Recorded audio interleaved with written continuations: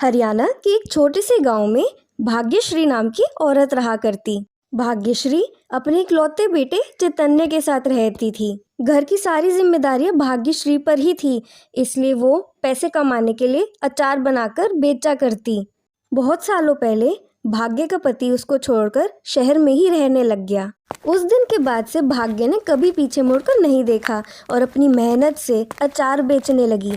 उस गांव में हर कोई भाग्यश्री से ही अचार लेता था, जिससे भाग्यश्री को अच्छे पैसे मिल जाते थे। भाग्यश्री अपनी सारी कमाई अपने बेटे चैतन्य पर लगा देती थी, जैसे उसको अच्छे स्कूल में भेजना और उसे पौष्टिक खाना खिलाना। एक दिन चैतन्य अपनी माँ से पूछता है, ये क्या माँ, घर में सबसे ज़्यादा आप काम करते हो, आप ही सबसे ज़्यादा मेहनत करते हो, तो आप मुझे इतना अच्छा खाना क्यों देते हो और खुद इतनी सूखी रोटी अचार के साथ क्यों खाते हो? बेटा ये तो हर माँ करती है। मैं तो बस इतना ही चाहती हूँ कि तू पढ़ लिख कर बड़ा आदमी बने और तेरी सेहत भी खूब अच्छी हो। वो सब तो ठीक है, पर आपकी तबीयत का क्या? नहीं नहीं, एक बार मुझे बड़ा होने दो, इतनी अच्छी नौकरी करूँगा आपको तो फिर मैं कोई काम करने ही नहीं दूंगा। भाग्यश्री मन ही मन मुस्कुराते हुए कहती है, हाँ बाबा हाँ, बड़े होकर तू ही मेरी सेवा कर लियो। चल अब आजा, मैं तुझे अचार बनाना सिखा देती हूँ। माँ, अभी तो मैंने आपको बताया कि मैं बड़े होकर एक अच्छी सी जॉब ढूंढूंगा, तो मैं ये अचार बनाना क्यों सीखूं? मेरे किस काम का? नहीं चैतन्य, भले ही तू आगे जाकर अचार ना बनाए, लेकिन जो चीज तेरी माँ को बहुत अच्छे से आती है वो चीज तुझे भी आनी चाहिए। क्या पता बुरे वक्त में वो काम आ जाए। चल आजा, साथ में बनाते हैं। भाग्यश्री धीरे धीरे अपनी अचार की रेसिपी बताती गई और चैतन्य भी ध्यान से सुनता रहा। अब चैतन्य को भी उस अचार को बनाना आ गया था। ऐसे ही कई साल बीत गए। वक्त के साथ भाग्यश्री भी बूढ़ी होती चली गई। अब वो काफी बीमार रहा करती।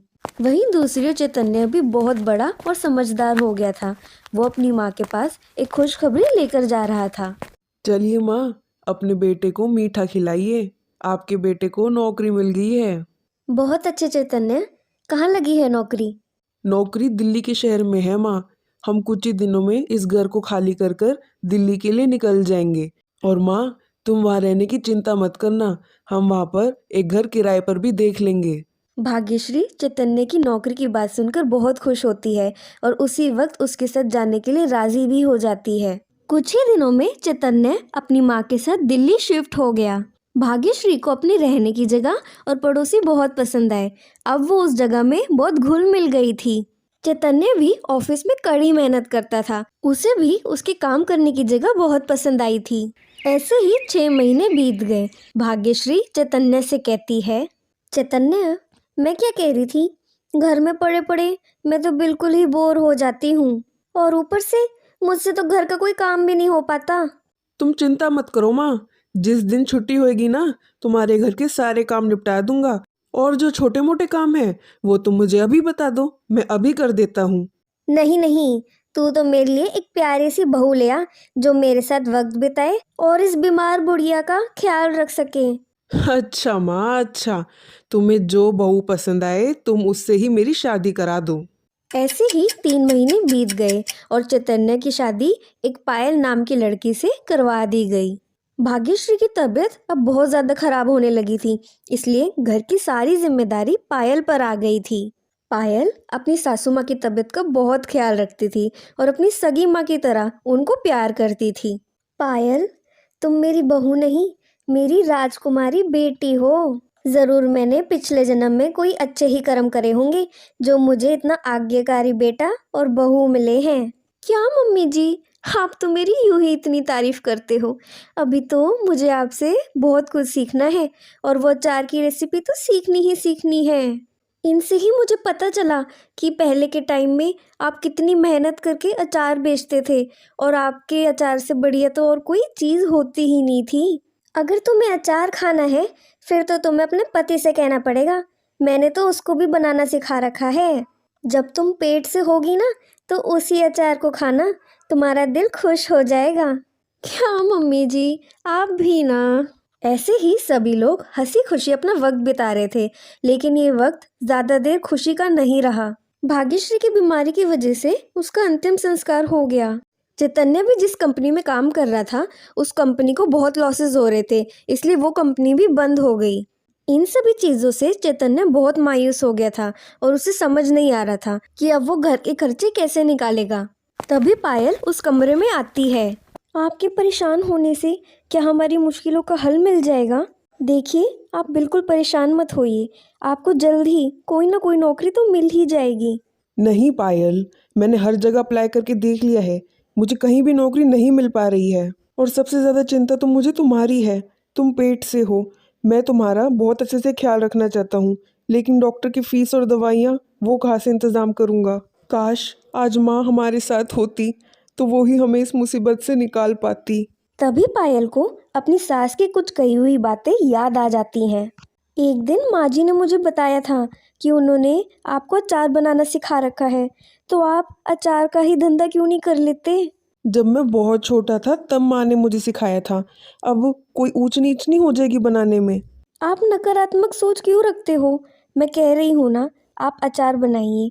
आप बिल्कुल माँ जी जैसा ही अचार बनाएंगे और ये ही हमारी मुसीबत का हल होगा। पायल के कहने पर चैतन्य अचार तैयार कर देता है और दोनों मिलकर उसको बेचने के लिए चल पड़ते हैं। आइए आइए, यहाँ पर हर प्रकार का अचार मिलता है। एक बार खाएंगे तो खाते ही रह जाएंगे। आइए आइए। हम्म, खुशबू तो बहुत अच्छी है इनकी। कौन कौन से अचार रखते हो? आम, नींबू, गोभी, गाजर, टमाटर, सभी टाइप के अचार आपको मिल जाएंगे। आप एक बार ये अचार लेकर तो जाइए, आपका मन बहुत खुश हो जाएगा। अच्छा, तो आप मुझे नींबू और गाजर का अचार दे दीजिए। चैतन्य और पायल का हौसला अब धीरे धीरे बढ़ने लगा था। एक ही महीने में चैतन्य ने बहुत तरक्की कर ली थी। उसके वहाँ बहुत भीड़ लगा करती, सिर्फ उसके अचार के लिए। हर किसी को अब चैतन्य के हाथ का ही अचार खाना था। फिर एक दिन एक आदमी चैतन्य से मिलता है और कहता है, चैतन्य जी, मुझे आपका अचार बहुत पसंद आया है। पास ही में मेरी एक किराने की दुकान है। मैं आपके साथ 30 किलो के अचार की डील करना चाहता हूँ। आगे अच्छा रहा तो मैं आपको आगे जाकर और बड़े ऑर्डर्स भी दे सकता हूँ। तो क्या आप मेरे साथ ये डील करना चाहेंगे? चैतन्य ऐसा मौका पाकर बहुत खुश था और वो इस डील के लिए राजी हो जाता है। जैसे पहले अचार के व्यापार ने भाग्यश्री को कमाने का जरिया दिया था, वैसे ही अचार के व्यापार ने चैतन्य की पूरी जिंदगी बदल दी। अपनी इस तरक्की के लिए वो अपनी माँ का खूब खूब आभार करने लगा और खुशी खुशी रहने लगा। मनोज अपनी बीवी पूनम के साथ एक छोटे से गांव में रहता था और अपना घर चलाने के लिए वो दोनों मजदूरी करा करते। आज तो जी मैं बहुत ज़्यादा ही थक गई हूँ। कितना सारा काम पड़ा है अभी घर का। मुझे माफ़ कर दो पूनम, ये सब मेरी वजह से ही हुआ है। अगर मैं अच्छी जगह पे काम कर रहा होता तो तुम्हें मेरे साथ ये मजदूरी का काम करना ही नहीं पड़ता। ऐसा करो, तुम ये काम छोड़ दो, मैं सब कुछ संभाल लूँगा। आप भी भला कैसी बातें कर रहे हैं? थकावट तो आने जाने वाली चीज़ है, इसमें मजदूरी छोड़ने वाली क्या बात है? नहीं, हम दोनों ही साथ में मेहनत करेंगे, तभी हमारा घर चल पाएगा। अगले दिन जब मनोज एक बोरी उठाकर चल रहा था, तभी उस बोरी का भार मनोज पर पड़ गया और वो धम से नीचे गिर गया, जिससे उसकी कमर पर बहुत तेज चोट लग गई। पूनम, मैं भला बिस्तर से उठ क्यों नहीं पा रहा हूँ? मुझे क्या हुआ है? जो आपने बोरी उठाई थी वो बहुत ही ज़्यादा भारी थी और वो बोरी जैसे ही आप पर गिरी, आपकी पीछे की हड्डी पर बहुत असर पड़ा है। डॉक्टर साहब आपको देख कर गए हैं।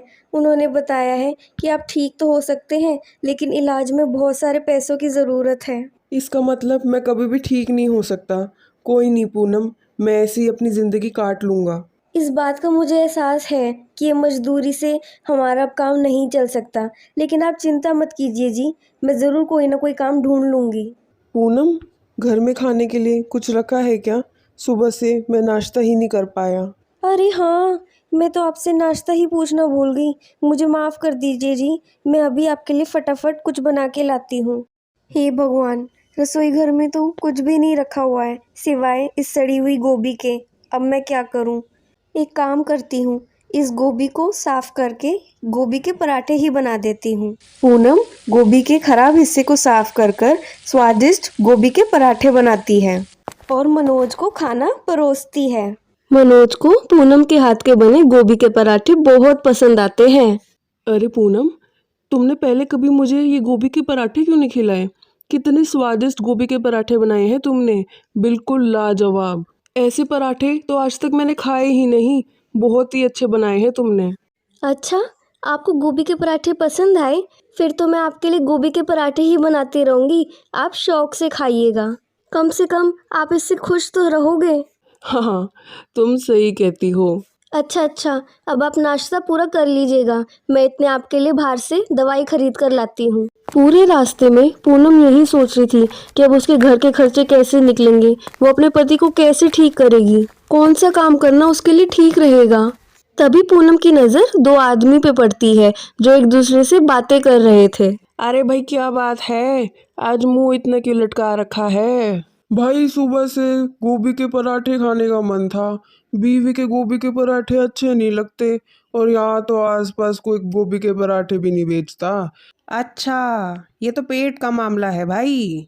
हाँ, अब तो घर जाके बीवी के ही गोभी के पराठे खाऊंगा। यहाँ गांव में भी तो कोई पराठे वाला नहीं है, नहीं तो मैं तो उसी के यहाँ खा लेता। क्या मैं पराठे बेचने का काम कर पाऊंगी?